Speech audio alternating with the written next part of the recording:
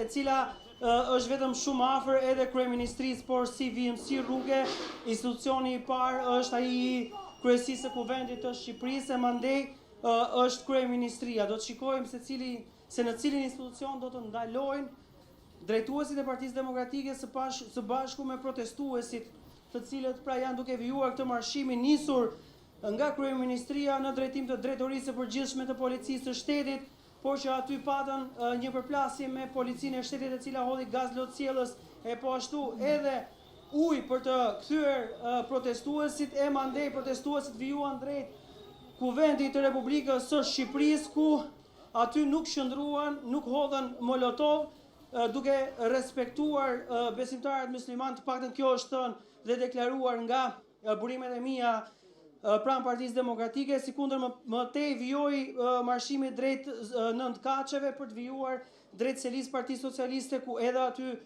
nuk u hodh asnjë molotov, mandej vijoi drejt drejtorisë së policisë së Tiranës, edhe aty nuk pati asnjë përplasje për të vijuar drejt zonës së bllokut, e po vijon marshimi drejt pra kryesisë së kuvendit të Shqipërisë, e po ashtu vetëm rreth 50 metra më andej ndodhet edhe kryeministria.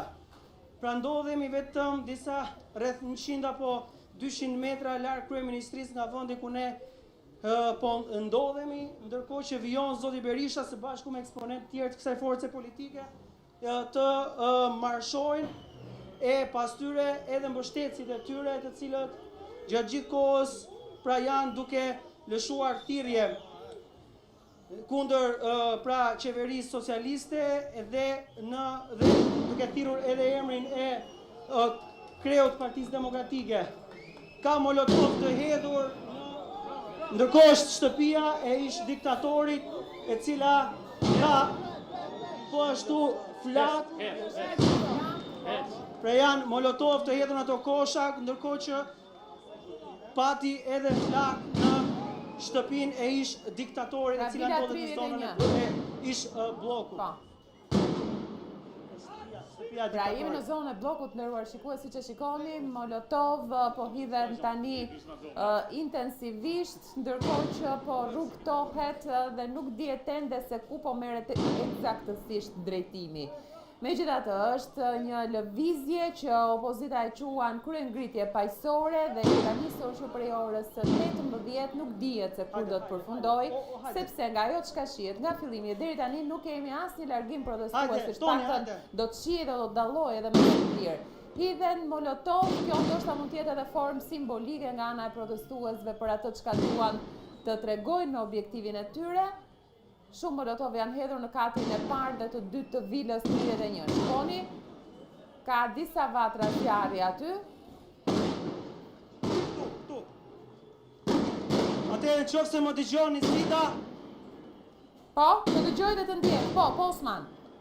Atëherë është shtëpia e ish diktatorit Enver Hoxha, ndaj së cilës është duke u hedhur molotov apo edhe fishek zjarre në këto momente, diçka e cila nuk pritej dhe nuk mendohej. Pra është shtëpia e ish diktatorit, e cila ndodhet në zonën e bllokut, dhe ndaj saj është duke u hedhur një sasi mjaft e madhe molotovi, sikundër edhe fishek zjarre. Është kjo ajo çfarë është duke ndodhur në këto momente në zonën e ish bllokut, ku në këto pamje të drejtë për drejta shikoni pra fishek zjarre dhe molotov në drejtim të vilës. E shikoni, jemi tek zona e bllokut, është shtëpia e diktatorit Enver Hoxha. Janë dalur protestuesit aty dhe pamje që shihni. Nuk e di, ka forcat policisë, Osman? Aty pranë? Nuk ka asnjë forcë të policisë së shtetit, nuk ka, pra ishte e pamenduar dhe nuk ishte marrë asnjë lloj mase për të mbrojtur për shtëpinë e ish diktatorit, ndërkohë që ka zjarre edhe në rrugë. Ka zjarre në rrugë, situata ka dalë disi jashtë kontrolli, sepse molotovi ka është shpërndar në rrugë, ndërkohë që fishek zjarret janë lënë në tokë dhe janë në drejtim të protestuesve, ndërkohë që Pjesë protestuesve kanë arritur tek pjesa e molotovëve, kurse pjesa tjetër po bashkohet, sepse duket që është më qetësi në rrugtimin e pjesës tjetër, Osman. Ndërkohë pati një situatë Po? të vështirë, duke qenë se Molotovi shpërtheu në rrugë, ndoshta nuk e dim çfarë ka ndodhur, por ishte një Molotov i cili shpërtheu në rrugë, e më tej po vijon marshimi i protestuesve, ndërkohë që janë hedhur një sasi mjaft e konsiderueshme Molotovi në vilën e ish diktatorit Enver Hoxha. Një mesazh ndoshta ky i përgatitur nga Partia Demokratike, ndërkohë që mund të ishin 10 molotovët e hedhur pra në drejtim të ish të vilës së ish diktatorit. U odhën intensivisht aty. Është duke vijuar më tej marshimi, ndërkohë që pati një situatë vërtet të vështirë, duke qenë se molotovët shohim tani edhe mobilizimin e forcave të rendit, të policisë, që po afrohen edhe me fikse zjarri, shohim edhe autobotin e ujit, po shpërndahet uj. Shikoni, janë pamjet live, është zona e kryesisë së kuvendit këtu.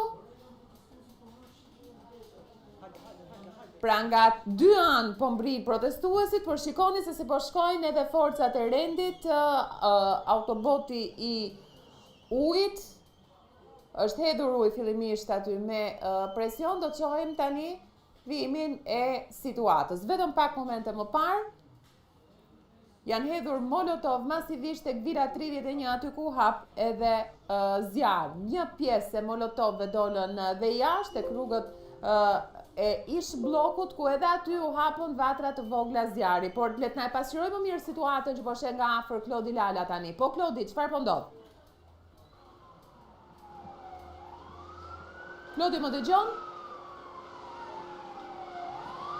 Është e vështirë ndoshta për momentin lidhja e drejt për drejt me Klodi Lalën, po ndjek edhe ajo këtë rrugtim, po ndjek gjithashtu edhe pjesën e lëvizjes së policisë, po këtu duat të kuptojmë pak më tepër në momentin që do t'jetë mundur lidhja drejt për drejt me Klodi Lalën apo me gazetar tjetër që është i mundur në këtë çast dhe mund të na japë informacione të reja.